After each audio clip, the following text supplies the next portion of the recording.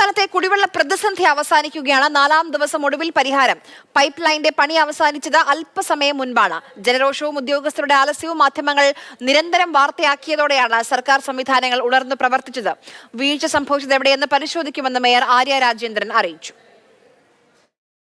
ഈ വർക്ക് പൂർണ്ണമായി നമുക്ക് അവസാനിപ്പിക്കാൻ സാധിച്ചിട്ടുണ്ട്. പൂർണ്ണമായി ആ പ്രവർത്തികൾ പൂർത്തീകരിച്ചിട്ടുണ്ട്. ഇപ്പോൾ നിലവിൽ അരുവിക്കരയിൽ നിന്ന് റോ വാട്ടർ ട്രീറ്റ്മെൻറ്റിന് ശേഷം നമ്മുടെ പമ്പിംഗ് ആരംഭിച്ചിട്ടുണ്ട് എന്നുള്ളതാണ് ഇപ്പോൾ ഏറ്റവും പുതിയ കാര്യം. അതിൽ നമുക്ക് പ്രധാനമായും നമ്മുടെ ഇവിടെ ഉണ്ടായ വാൽവുമായി ബന്ധപ്പെട്ട വിഷയങ്ങളെല്ലാം പരിഹരിച്ചുകൊണ്ട് തന്നെ ഈ പ്രശ്നങ്ങളെ നമുക്ക് കാണാൻ വേണ്ടി സാധിച്ചിട്ടുണ്ട്, അതിനെ പരിഹരിക്കാൻ വേണ്ടി സാധിച്ചിട്ടുണ്ട്. അപ്പോൾ ഇതിന് ശേഷം ഇത്തരം സന്ദർഭങ്ങൾ ഉണ്ടാകാതിരിക്കുക എന്നതാണ് നമ്മുടെ പ്രധാനപ്പെട്ട ലക്ഷ്യം എന്ന് പറയുന്നത്. ആ സന്ദർഭം ഉണ്ടായതിനുള്ള സാഹചര്യമൊക്കെ പരിശോധിക്കുക എന്നുള്ളതും ഒരു പ്രധാനപ്പെട്ട കാര്യമാണ്. ഇനി ഇത്തരം സന്ദർഭങ്ങൾ ഉണ്ടാകാതിരിക്കുക എന്നതും പ്രധാനമാണ്. നഗരസഭ വാട്ടർ അതോറിറ്റിയെ ഇന്നലത്തെ മീറ്റിംഗിൽ തന്നെ കൃത്യമായി അറിയിച്ചിട്ടുണ്ട്. ഇത്തരത്തിൽ വലിയ പ്രവർത്തനങ്ങൾ ഈ നഗരത്തിനകത്ത് നടത്തുന്നുണ്ട് എങ്കിൽ നഗരസഭയുടെ അനുവാദത്തോടു കൂടി മാത്രമേ അത് നടത്താവൂ എന്നുള്ള ഒരു അറിയിപ്പ് ഇന്നലത്തെ യോഗത്തിൽ തന്നെ കൊടുത്തിട്ടുണ്ട്. അത് റിട്ടേണായി കൂടി ഇനി വരുന്ന ദിവസങ്ങളിൽ അടുത്ത വർക്കിംഗ് ഡേയിൽ തന്നെ നാളെ തന്നെ അത് വാട്ടർ അതോറിറ്റിയെ റിട്ടേണായി ഒഫീഷ്യലായി തന്നെ അറിയിക്കാൻ വേണ്ടി നഗരസഭ തീരുമാനിച്ചിട്ടുണ്ട് എന്നതുകൂടി ഈ സന്ദർഭത്തിൽ സൂചിപ്പിക്കാനാകും.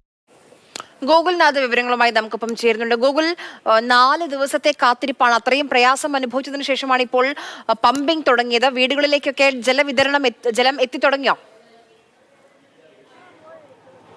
ആര്യ, ഈ പറയും പോലെ തന്നെ കഴിഞ്ഞ 4 ദിവസമായി വലിയ ബുദ്ധിമുട്ടിൽ തന്നെയായിരുന്നു തിരുവനന്തപുരത്തെ ജനജീവിതം. കാരണം സെക്രട്ടേറിയറ്റ് അടക്കമുള്ള, അതായത് ഭരണ സ്ഥിരാകേന്ദ്രം അടക്കമുള്ളവിടത്തൊക്കെ തന്നെ വെള്ളമില്ലാത്ത ഒരു സാഹചര്യം ഉണ്ടായിരുന്നു. ഇത് 45ഓളം വാർഡുകളെ സത്യം പറഞ്ഞു കഴിഞ്ഞാൽ, കൃത്യമായി പറഞ്ഞു കഴിഞ്ഞാൽ വലിയ രീതിയിൽ ബാധിച്ചു എന്ന് തന്നെ പറയേണ്ടതായിട്ടുണ്ട്. എന്തായാലും നാളെ ജില്ലയിൽ സ്കൂളുകൾക്കടക്കമുള്ളവയ്ക്ക് അവധി കൂടെ കൊടുത്തിട്ടുള്ള ഒരു സാഹചര്യമുണ്ട്. എന്തായാലും നമ്മൾ ഈ കാണുന്നത് പോലെ തന്നെ ഈ കാണുന്ന പൈപ്പിനായിരുന്നു ഇത്തരത്തിൽ അലൈൻമെന്റിൽ ആദ്യം ഒരു മാറ്റം ഉണ്ടാകുന്ന ഒരു സാഹചര്യം. ആ അലൈൻമെന്റ് കൃത്യമാക്കേണ്ട ഒരു സാഹചര്യം ഉണ്ടായി. അതിനുശേഷം നടത്തിയ പരിശോധനയിലാണ് ഇത്തരത്തിൽ പൈപ്പിന് പൊട്ടലുള്ളതായിട്ടും അത് ലീക്കേജ് ഉള്ളതായിട്ടും മനസ്സിലാകുന്നത്.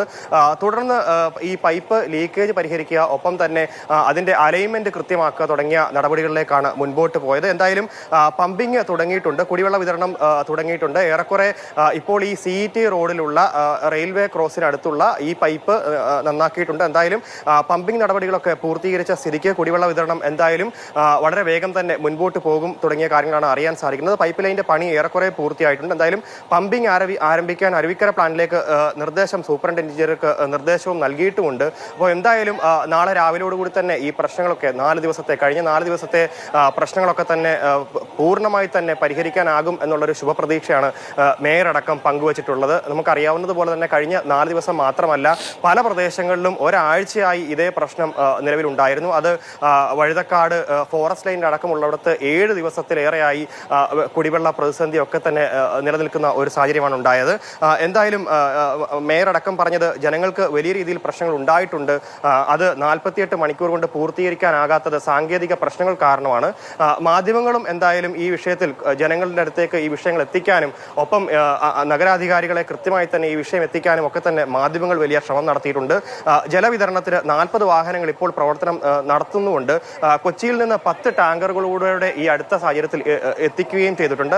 അവസാന പരാതി പരിഹാരത്തിന് വരെ ടാങ്കറിൽ ജലവിതരണം നടത്തും എന്നുള്ളതാണ് നിലവിൽ അറിയാൻ കഴിയുന്നത്. എന്തായാലും നാളെ രാവിലെയോടുകൂടി തന്നെ ഈ പ്രശ്നങ്ങളെല്ലാം പൂർണ്ണമായും പരിഹരിക്കുമെന്നുള്ളതാണ് അറിയാൻ സാധിച്ചത്. എന്തായാലും അരുവിക്കരയിൽ നിന്ന് പമ്പിംഗ് പൂർണ്ണമായും നടത്തുന്ന ഒരു സാഹചര്യമുണ്ട്. എന്തായാലും ഇവിടേക്ക് അരുവിക്കരയിൽ നിന്ന് വെള്ളം എത്താൻ ഏകദേശം 1 മണിക്കൂർ സമയം എടുത്തു. ആ സമയത്താണ് ഇത്തരത്തിൽ അലൈൻമെന്റിലെ വ്യത്യാസം മൂലം ഇത്തരത്തിൽ പൈപ്പ് പൊട്ടുന്ന ഒരു സാഹചര്യം ഉണ്ടായത്. അത് പൂർണ്ണമായിട്ടും പരിഹരിക്കുന്നത് വലിയ കടമ്പയായിരുന്നു. കാരണം ഈ മണ്ണൊക്കെ തന്നെ മാനുവലായി തന്നെ മാറ്റേണ്ട ഒരു സാഹചര്യം ഉണ്ടായിരുന്നു.